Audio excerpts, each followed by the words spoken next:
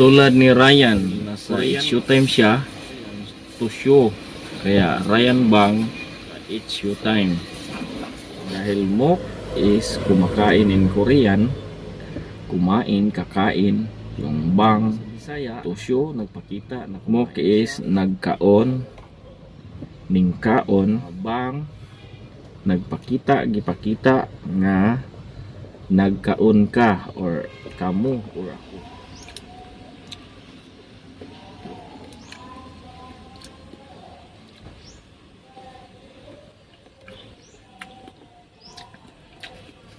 Hello guys, gaano ba kalaki ang inyong lansones dyan sa inyong mga lugar? Ito dito sa Bohol, ito kagalaki oh. Parang 5 piso yan oh, marami pa yan. Ito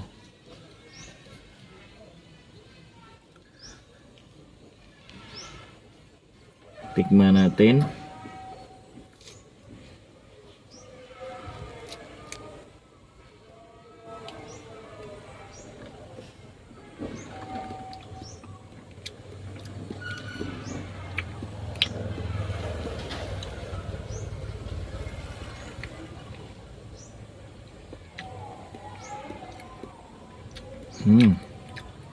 Ang tamis. Merong buto sa isang ganito, isa lang yung buto. Meron din kasing mga lansones na sa bawat ganito merong buto. Nakakabala yun, hindi tayo na satisfied doon. Ito yan, wala.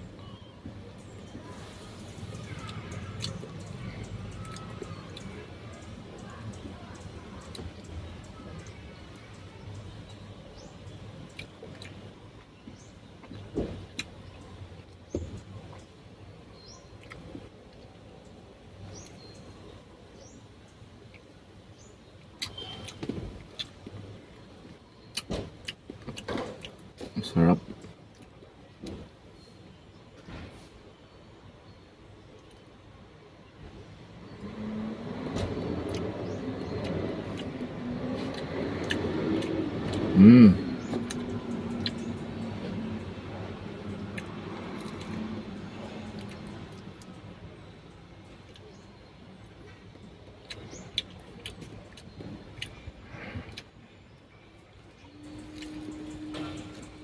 Naalala ko pa nung bata pa kami, meron ding mga lansones yung maliliit lang, mga Bisayan lansones, yung variant siguro nun, kaya lang mapait at saka bawat ganito may mga buto.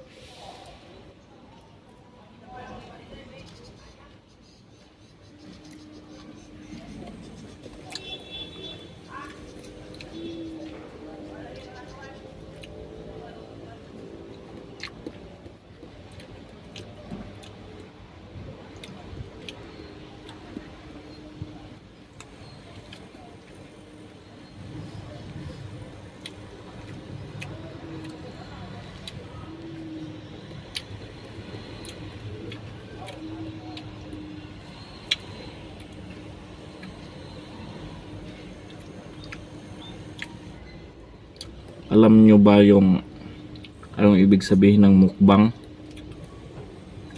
From the word Korean, kakain, kumain, or kakain. Yun po ay tinatawag na muk. At yung bang, to show. Kaya pinagsama, mukbang. Hindi ibig sabihin ng mukbang maramihan yung kakainin mong pagkain, ganon. Matatawag din itong mukbang kasi kumakain tayo. Kasi yun nga sinasabi ko, muk is kumakain from Korean, bang is to show, ipakita sa lahat. Kahit gumawa ka ng content, basta't kumakain ka, matatawag din yung mukbang. Ganito, kumakain ako ng lansones, pwede ko to lagyan ng caption na mukbang. Kaya kumakain ako ng lansones, mukbang, nagmukbang ako ng lansones, or nagmumukbang ako ng lansones, mga ganyan.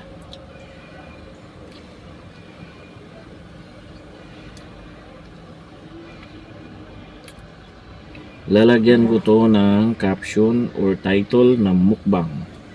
Hindi ibig sabihin ng mukbang ay maramihan.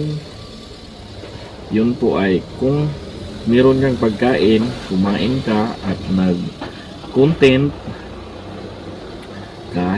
kahit konti lang yon, isang bayabas, tatawagin pa rin yung mukbang. Dahil muk is kumakain in Korean, kumain, kakain. Yung bang, to show, nagpakita na kumain siya. Hindi ibig sabihin nun na maramihan yung kinakain na foods or pagkain. Sa Bisaya, muk is nagkaon, ningkaon, or unsa pa diha nga matawag nga nagkaon. Bang, nagpakita, gipakita nga nagkaon ka or kamu or ako. Tulad ni Ryan, Korean yon, Korean actor ngayon sa It's Showtime. Kasama niya doon si Vice Ganda, si Jong Hilario, tama ba yun? Kung nandun pa ba? Sila si Jogs, Antidi, yan, at marami pa. Dahil Korean siya, tamang-tama din yung pangalan niya dito na dinala, Ryan. Dahil nasa It's Showtime siya, meron din doong sa word It's Showtime, show, bang in Korean to show. Kaya Ryan Bang, It's Showtime, sa It's Showtime. Tama ba yun, guys? Siguro matutalino yung mga crew ng It's Showtime, kaya ang isang Koreanong artista galing PBB binigyan ng pangalan na Ryan Bang. Thank you guys, salamat sa inyong panonood.